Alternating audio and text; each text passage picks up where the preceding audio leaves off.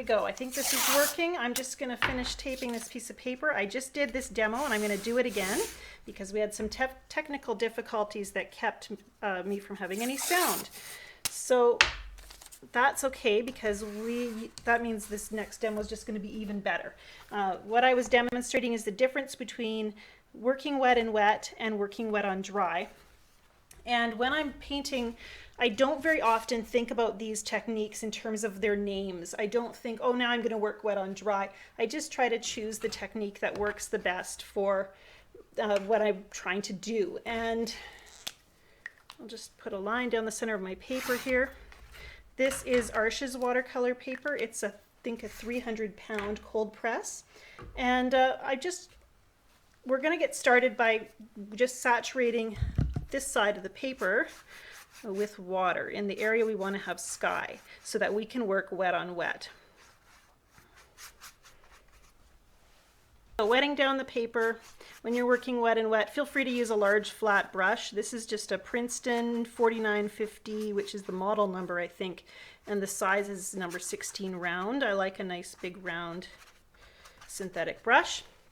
Okay, so the deal with wet and wet, and I'm sure you already know this, is that when you start adding color, it immediately starts to flow and you get a very soft edge because there's no dry places for the paint to stop against to form a barrier for that pigment. And this color in particular really moves a lot. It's French cerulean made by Core Watercolors from Golden. Core is spelled Q-O-R. And the Core watercolors have a ton of dispersion when you put them on wet paper. They tend to move a lot. This is Indanthrene Blue. Doesn't move quite as much even though it's the same brand. But you can see as that color flows, I get some beautiful fluid effects, and I can tilt my board to let that color flow even more. But I also don't have a lot of control. The pigment just kind of goes where it wants. So I'm sacrificing control for dynamics is really what's happening here. And as beautiful as it is, it does make it difficult if I'm trying to have an element of control over what's happening on the paper. I can, maybe if I want to do clouds in this sky, I can use a paper towel to kind of start controlling the shape of those clouds, kind of tell them what shape I want them to be. And the one problem with that is some of these colors, the French cerulean does have a tendency to stain. And so while I am able to lift some of the color, you can see how much is left behind, like over here. There's still quite a lot of blue. So I can't get back to pure white, and which is okay. I mean, clouds have lots of depths and shadows, and that's really quite a pretty sky. So yeah, I like it. But again, like I said, there's not as much control as when I work wet on dry. So I'm going to demonstrate that on this side here. And same colors, French cerulean I'm going to start with.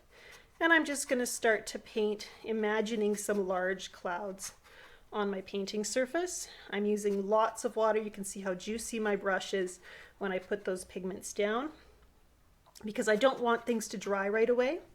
An excellent quality paper really helps with keeping things nice and moist as well. Your cheaper papers, the pigment just seems to dry a lot faster. And it doesn't flow the same way either. So I do encourage you to use great paper. I recommend Arches watercolor paper, or if you're looking for a more economical brand that still has a professional density or finish or whatever, I recommend Indigo art papers, which are beautiful. And so what I'm doing now is, now that I've placed those large areas of color, I still want that softness because clouds generally have some softness to them, although there's often areas of crisp contrast. So now I'm using my brush and lots of clean water to start to bleed some of that color out.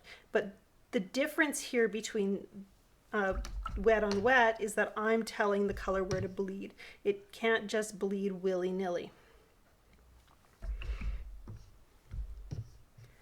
And I'm just gonna move around the page. And the other thing about this is it gives me a variety of edges. So in some places I actually want that crisp edge to remain. And it might, in the end, disappear almost entirely in a lot of places. And that's okay too. It's just I get to tell it where to go. And even if I end up with a very soft effect, I've had a lot more control in how it's developed on the paper. You can add more color at any time.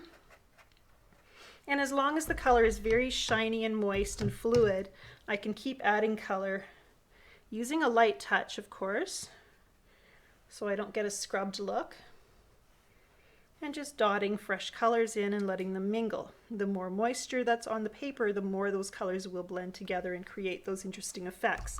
But you can see how I've been able to, just going to keep my board tilted with a little masking tape there. But you can see how I've been able to really control and keep some of those whites, and I have a lot more just say over what starts to happen. I'm still very alert. I'm watching for things like crisp edges that aren't really softening the way I'd like. And like here I'm still getting a line, it's just a lighter line of pigment. But because I'm watching for it, I can kind of control it a bit. And I can still blot with my paper towel. I'm using all the same kind of techniques as I do in the wet and wet.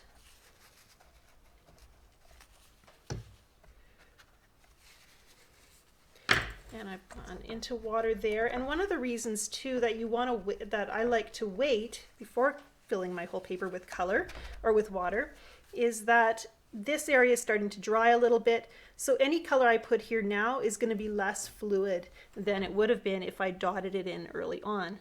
So I actually can now start, maybe putting in some detail shadow colors here and there. And it all just gives me a little more. I'm not in a panic to try to get everything done while the paper's still wet. I'm adding areas of moisture and color in different spots and just continuing to build up those cloud shapes as they emerge on the page. I have a painting on my website, Waves Above the Wheat, that's just a giant cloud over a wheat field, and it has this amazing feeling of movement and power, and I'm almost getting that same feeling from this cloud here. Now after this dries, I might go in and add some more depths and shadows to my clouds. I can do that anytime I want. And, well, I shouldn't say I can do that anytime I want. Once things start to lose their shine, over here you can really tell. It's almost got a kind of a spongy look, like a damp paper towel. And that's when you want to stop fiddling with adding color and just leave it, because once you start to add color, when the moisture's coming out of the paper, you're going to start to get those blooms, those cauliflowers that are really hard to control as well. So unless you want those, then try not to fiddle and fuss with your paper and your paint after it's started to lose its shine. So that's a little look at the difference between painting wet on wet and wet on dry. I love those fluid effects, but I like the control of painting wet on dry. So that's why I generally choose to use this technique when I'm painting, and then, add my water and color and tell my pigment where to go by guiding that water. And even down here on the bottom of the page, and I'm just going to use that as an example, but I've got this little puddle of color. I can, even tell that pigment where to go. With a clean damp brush, all of a sudden, I've given that pigment a path to flow. And that's basically what you're doing when you're working wet on dry. Anytime you put water on the dry paper, you're telling the pigment that's there, that's on your brush or on your paper, where you want it to go, because it will follow that moisture. If you found this class this little video useful at all, I'd love for you to check out my online classes.